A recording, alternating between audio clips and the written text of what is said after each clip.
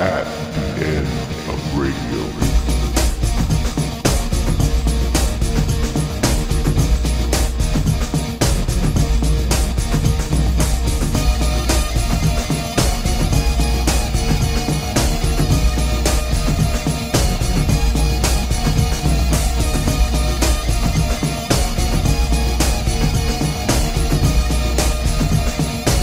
Let the end begin.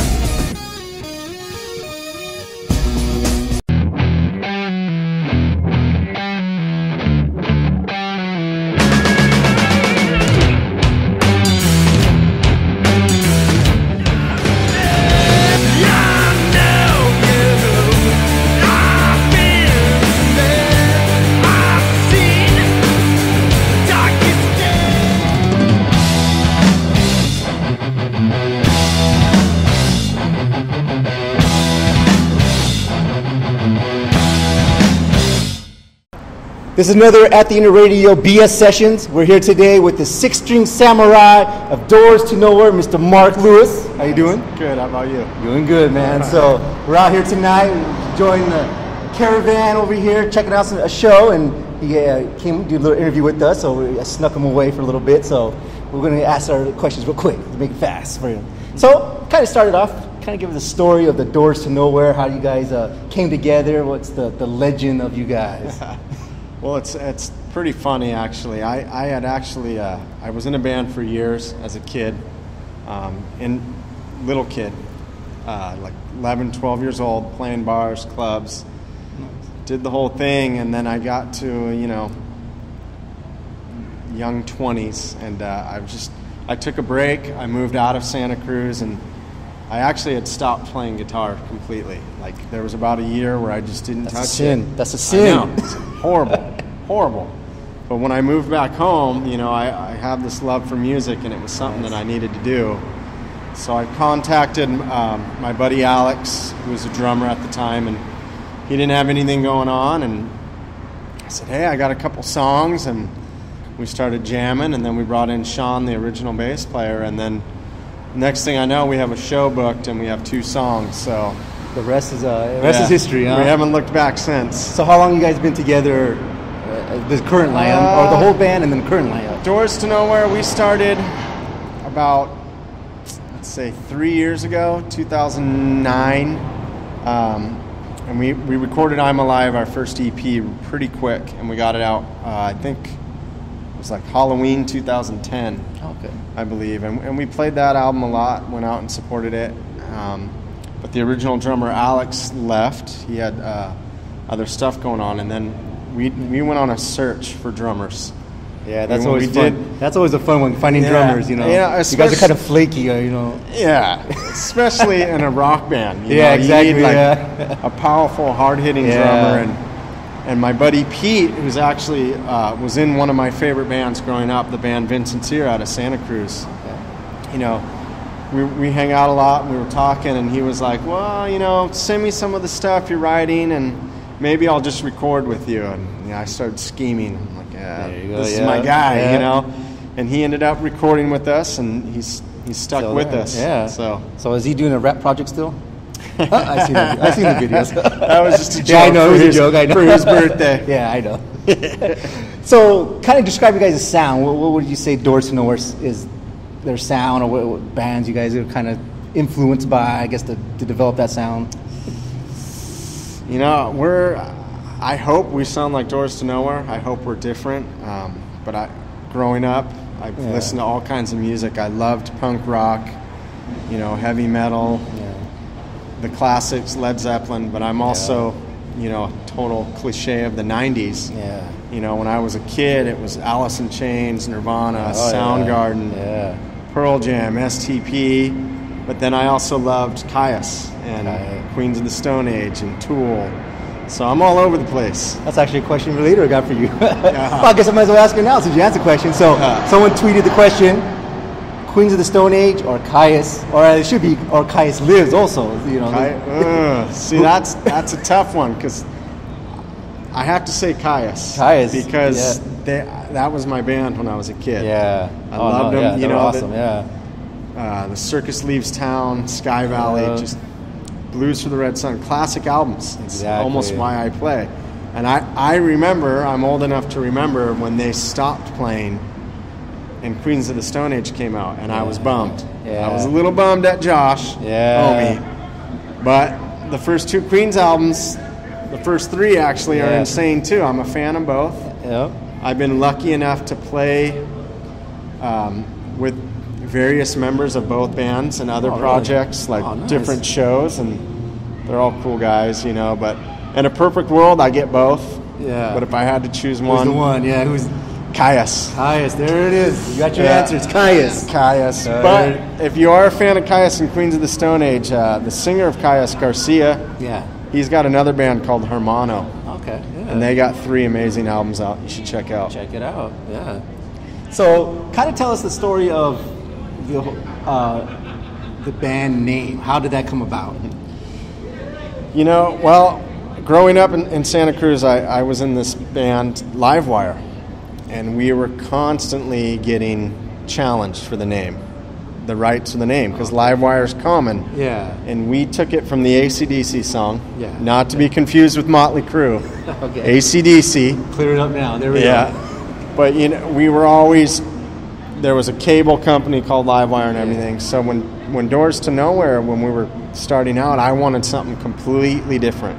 Yeah. I wanted something that we could flat out own and something that people would look at and be like, that's not right. Like, that's weird. So we came up with Doors to Nowhere, and it just kind of stuck. And then we purposely spelled nowhere wrong.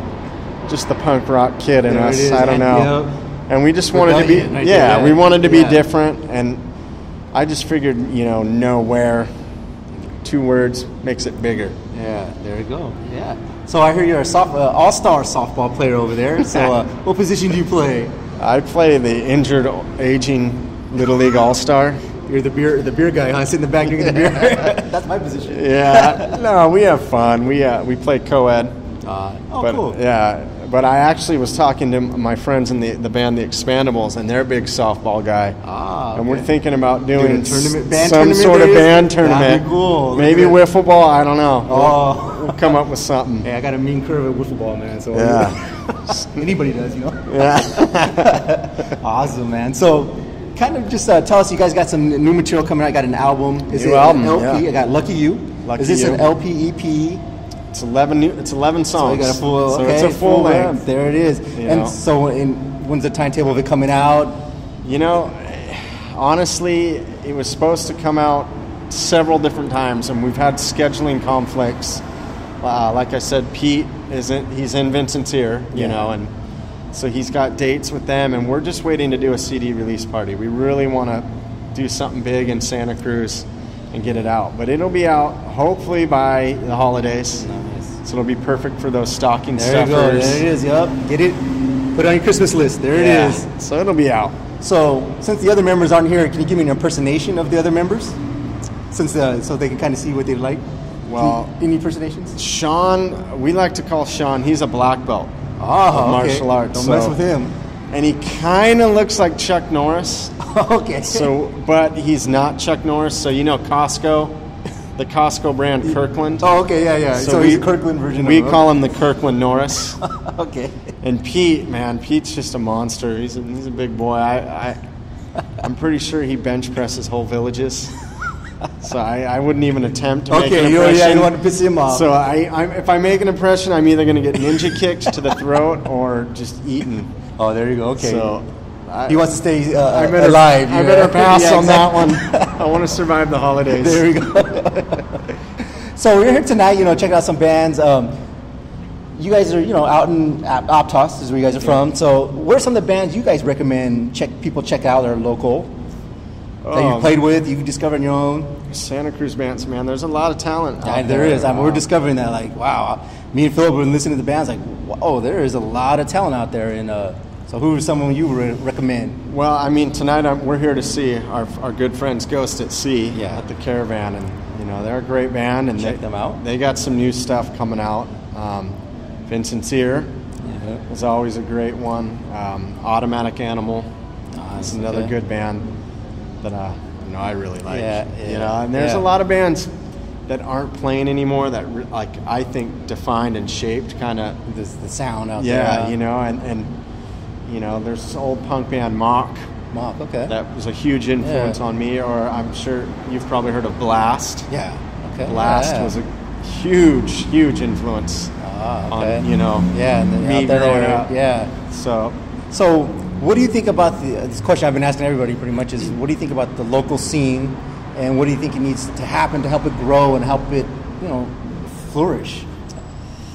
Yeah, you know, being a rock guy, it's a tricky question, because right now, you know, there's hip-hop is very mainstream, and pop music is very mainstream, but music, you know, it goes in waves. Exactly. As trends coming, yeah, we had the 80s pop thing, and then Nirvana changed the world. Yeah. And then, you know, we kind of got boy band poppy, and, you know, I'm not a big fan of bands like Creed or Nickelback, but, you know, they came back out, you know. I hate to say Nickelback. Yeah.